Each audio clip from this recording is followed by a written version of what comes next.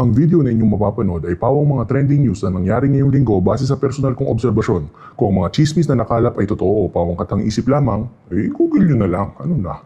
Viewers discretion is advised. As usual mga Mars, andito na naman tayo para maghatid mga latest chismis na baka maisama sa ating history in the future. Mali mo naman. So ano pang hinihintay nyo? Chismisa na!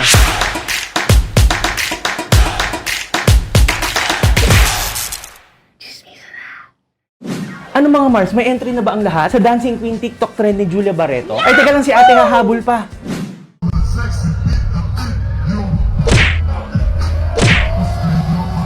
Uy, grabe naman sa katarayan yan, ha? Pero wag naman natin siyang i-bash ng i-bash. Yung iba kasi over the belt na eh. I-stop yun na yung pagbabash kasi minsan over the belt na.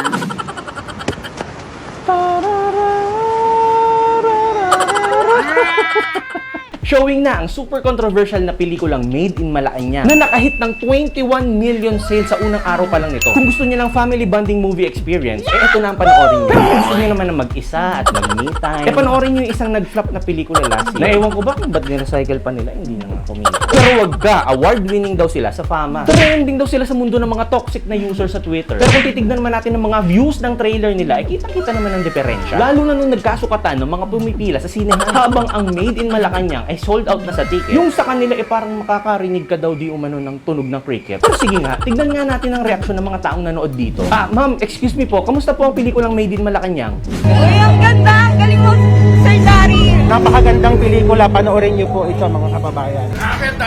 Nakakaiyak. Sobra, ang galing. Ayun, sana po mapanood po ng lahat ng Pilipino. Sobrang ganda po talaga. Hanggang ngayon, naiiyak ko. Walang iyayan si Kobe! Okay, dito naman tayo sa kabila magtanong ha. Tao po?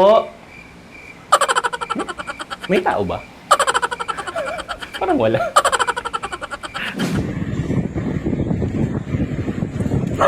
Sige, nakabidyo ka. Nakabidyo ka. Ano Mars? Taas ang kamay ng mga na-late sa trabaho o hindi nakapasok dahil sa pagpupuyat sa panonood ng Binibining Pilipinas 2022. Yung tapang grabe ang hakot ng award ni Miss Nicole Budol aka Hipon Girl. Bukod sa crowd favorite, winner ang kanyang mga sagutan sa question and answer portion. Because I know for myself that I am uniquely beautiful with a mission. Salamat po. Walang kulay ang mga kapagbuklod sa ating kundi iisang kulay lang ang dapat na mamayagpag. Yan ang kulay kayong manggi, kulay ng ating lahi. Kaya yun, hakot na hakot niya ang mga awards nung gabing yun. Nanalo lang naman siya ng mga special awards tulad ng Miss Shane na may cash prize na 100,000 pesos, Miss Pizza Hut na may cash prize na 100,000 pesos, Miss Kumu na may 2 million Kumu Diamonds na convertible to cash, Miss Jag na may cash prize na 100,000 pesos, plus 50,000 pesos worth of Jag product, Miss Silka na may cash prize na 100,000 pesos, plus 25,000 pesos worth of product, Miss World Balance na may cash prize na 70,000 pesos, Miss Manila Bulletin na hindi ko sure kung magkano yung pahabs ni Manila Bulletin dito, at ang Binibining Pilipinas first runner-up na may cash prize na 250,000 pesos plus 100,000 pesos worth of Everbilena product plus 100,000 pesos from Jansen Manila. Woo! Grabe, ma'am! Parang dinaig mo pa yung nanalo eh. Congratulations sa apat na title holder na sila. Binibining Pilipinas International 2022, Nicole Borromeo. Binibining Pilipinas Intercontinental 2022, Gabriel Basiano. Binibining Pilipinas Globe 2022, Chelsea Fernandez. At Binibining Pilipinas Grand International 2022, Roberta Angela Tamundong. Na makakatanggap ang bawat isa ng 500,000 pesos management contract mula sa Binibining Pilipinas Charities Incorporated. Medyo may konting issue pa nga no bandang huli. Kasi parang may commotion na nagaganap sa pag-announce ng last title holder. Ano kayong nangyari? Naku, nag-aayos pa ata si ate. O yan na, bumalik na. Oh my God! Sana Binubulong nila. Tumawag pa ng rest back. Dumami na. Ano na, ma'ams? Kakagulo na dyan. Yung iba ang sabi, cooking show daw ang nangyari. Yung depensa naman ng mga organizer, wala naman daw dayang nag. Pero alam nyo, kung ako lang talagang tatanungin, mas deserve manalo ni Miss Floor Director. Woo! Go, ma'am! 2-0! 2-0! Wala na, umigop na! I hope you're ready kasi ready na ako para sa ating Chismis of the Week.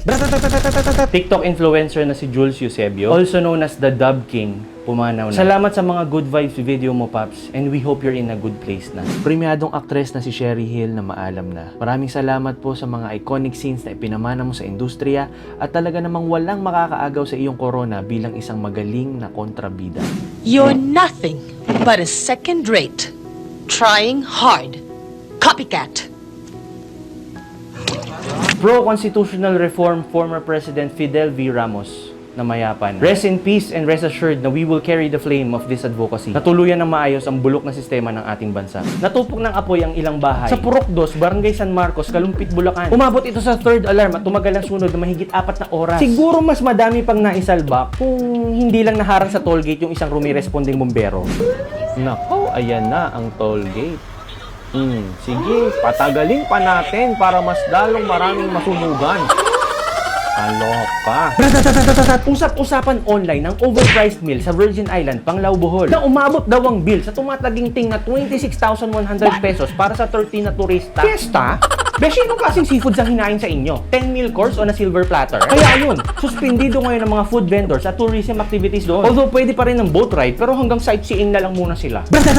Niyanig ng 5.6 magnitude na lindol ang Libak, Sultan Kudarat na naramdaman hanggang Zamboanga City. Ang epicenter nito ay nasa 36 kilometers ang layo sa nasabing lalawigan. Pero ba't gano'n? Wala akong nakikitang kahit anong post, humihingi ng tulong o reklamo na nanggagaling sa kanila. I just hope na okay lang kayo dyan, mga moms.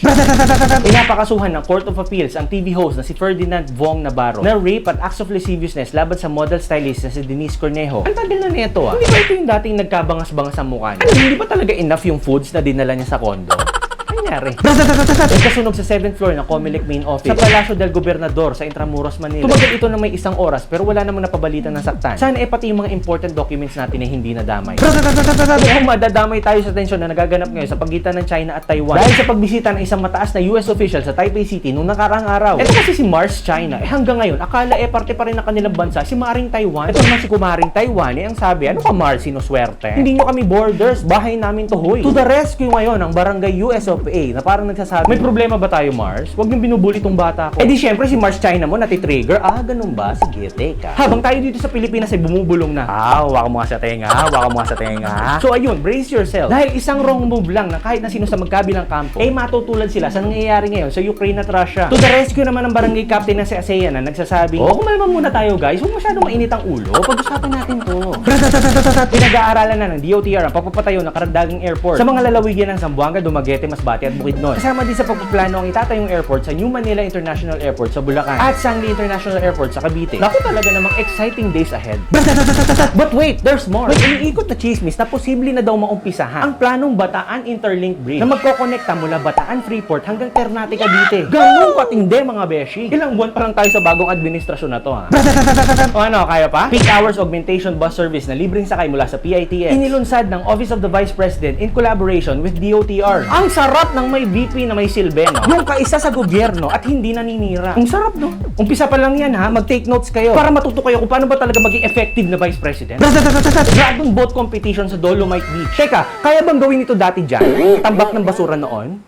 Hindi, di ba? Pero ngayon, caring na be. Ito ay nilahukan ng mga competitors mula sa iba't ibang federation during the Philippine-China Friendship Dragon Boat Race. Nga pala, nakarating sa Abra yung mga donated generator sets at portable rice mill na magagamit nila matapos ng dumaang lindol sa nasabing lalawigan. Ayoko na mag-talk kasi kita nyo naman I just hope na yung mga gen sets may enough na electric current. No? Baka kasi magputukan yung mga veins ng mga taga-kabilang partner sa 1,700 islands ng Pinas. May forever na sa birth, death, and marriage certificates na issued by PSA o NSO dahil ito ay considered permanently valid na. Mabuti naman, nabawasan ang negosyo ng kawatan. Isa na namang winning moment para sa ating mga mamamayan. Mga Mars, alam nyo bang itinilagang chairman ng Committee on Constitutional Amendments? Si Cagayan de Oro Congressman Rufus Rodriguez na pangalawang beses na niyang mag-head ng committee na ito. So imagine siya ang nasa House of Representatives, si Senator Robin Hood naman sa Senate, tapos si PBBM, alam naman natin pabor sa federalismo. Pagka nag-federalism, magbabago yun dahil yung federated state ang siyang gagawa ng sariling polisiya. Because it's terribly important that people know what are the salient issues about our move to federalism. Okay sa parliamentary system? Dapat parliamentary system dahil pag parliamentary system, multi-party system, ang partido ang talagang namumuno. At walang problema sa pagpapapasok ng mga foreign investors. In short, naiintindihan niya ang kahalagahan ng constitutional reform. Now, imagine kung maisulong niya ito sa kanyang administrasyon. He will step down as the president who fixed this corrupt system. Kumbaga, tuluyan tayong nalugmok dahil sa bulok na 1987 Constitution. Pero ito na pala ang panahon na kung saan ay magsasama-sama tayo nababangon muli. Wala lang, I'm just saying. Grabe, ang daming good news, ha? Sana lang nababalita to sa mainstream media, no? Gaya nitong statement ni VP Sara laban sa Makabayan Black, and I quote, "Sa loob ng maraming panahon, walang naglakas loob na ilabas ang katotohanan tungkol sa kanila. Gagawin natin ito ngayon." Patay kayo ngayon. Tapos sisigaw na naman kayo ng red tagging. Sampigahin ko yung ngalangalan nyo. Proud na kayo na alumni nyo ay NPA eh, di ba? Hindi mga nag-arali, yung mga nag-NPA. Una sa lahat, wala nang scholarship yung mga nag-NPA dahil hindi na sila pumapasok. Pangalawa, sinabi niya sa aming organisasyon daw nanggagaling yung napakarami mga kabataan na nag-NPA. Una sa lahat, proud kami na ang aming mga alumni ay maging NPA.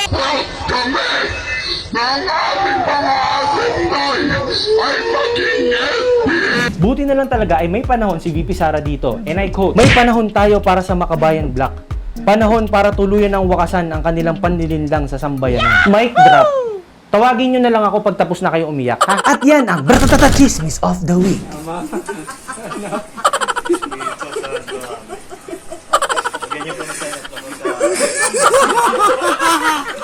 So ayun, tapos na.